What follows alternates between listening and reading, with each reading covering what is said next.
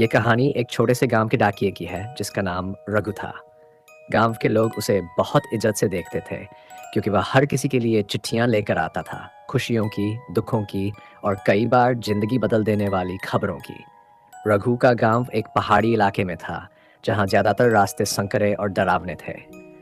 यहाँ दिन के वक्त भी सन्नाटा छाया रहता और रात होते ही ये गांव किसी भूतहा जगह की तरह लगने लगता था। रघु ने कई सालों तक डाकिये का काम किया था, लेकिन एक रात ने उसकी जिंदगी हमेशा के लिए बदल दी। अजीब शुरुआत। एक शाम रघु को गांव के सबसे अंतिम घर तक एक चिट्ठी पहुंचाने का काम मिला। वह घर गांव के सबसे सुदूर हिस्से में था, जहां कोई जाने की हिम्मत नहीं करता था।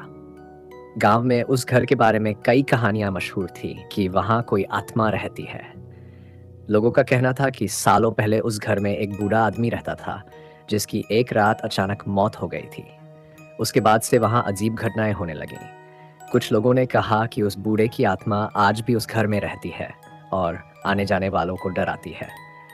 रघु इन बातों पर ज्यादा ध्यान नहीं देता था। उसने सोचा कि ये सब पुराने जमाने की कहानियां हैं।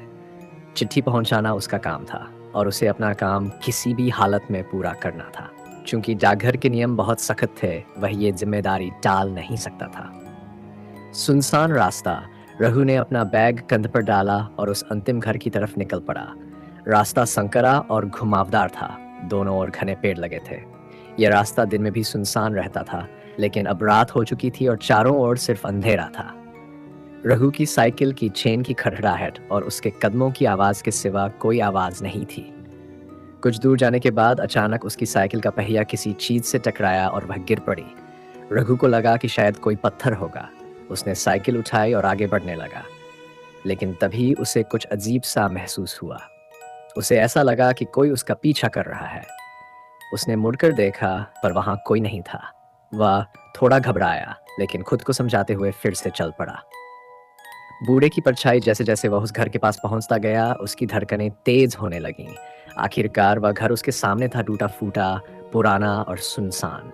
घर के चारों ओर सूखे पेड़ थे, जिनकी शाखाएं हवाओं में अजीब सी आवाजें कर रही थी। घर की खिड़कियां टूटी हुई थीं और दरवाजा आधा खुला था। रघु ने साहस जुटाया और दरवाजे के पास पहुंचा। तभी उसे लगा कि घर के अंदर से किसी की आवाज आ रही है, जैसे कोई कराह रहा हो। उसने सोचा कि शायद कोई बीमार हो। वह दरवाजा खटखटाने ही वाला था कि दरवाजा अपने आप चरमराते हुए खुल गया। अंदर का दृश्य देखकर रघु की आंखें फटी की फटी रह गईं। वहां उसे एक बूढ़ा आदमी बैठा दिखा जो बेहद कमजोर और बेजान लग रहा था। रघु ने कांपते हुए पूछा, बाबा, ये आपकी चिट्ठी है? बूढ़ा आदमी बिना कुछ बोले उसकी ओर देखता रहा। उसकी आंखों में एक अजीब सी चमक थी, जैसे वह रघु के अंदर तक देख रहा हो। रघु ने चिट्ठी उसे पकड़ाने की कोशिश की, लेकिन बूढ़े ने कुछ भी नहीं लिया। तभी अचानक बूढ़ा आदमी गायब हो गया, जैसे वह कभी वहां था ही नहीं। खौफनाक अनुभव। रघु के शरीर में ठंडक दौड़ गई। वह एकदम घबराकर पीछे हटने लगा। तभी उसे घर के कोने से किसी के आने की आहट सुनाई दी। उसने देखा कि एक परछाई उसकी तरफ बढ़ रही है। वह कोई इंसान नहीं था, बल्कि एक धुंधली आकृति थी जिसकी आंखें जलती हुई लाल थी। रघु को समझ आ गया कि यह कोई भूतिया ताकत है। रघु ने बिना समय गंवाए वहां से भागने की कोशिश की, लेकिन उसके पैर जड़ हो गए थे।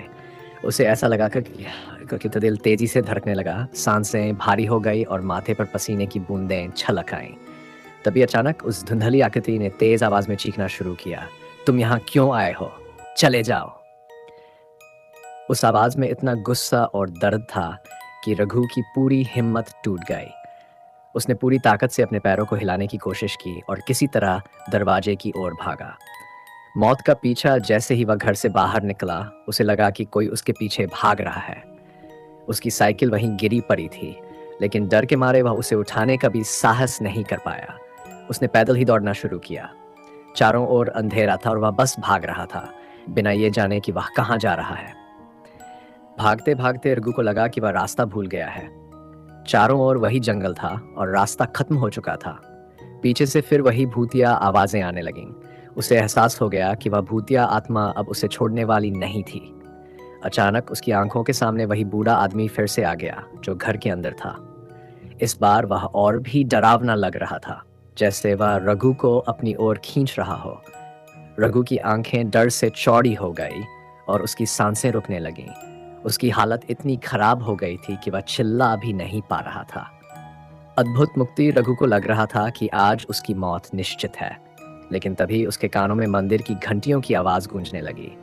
वह आवाज़ बहुत दूर से आ रही थी, लेकिन जैसे ही वह आवाज़ उसके कानों में पड़ी, उस भूतिया परछाई का प्रभाव कम होने लगा।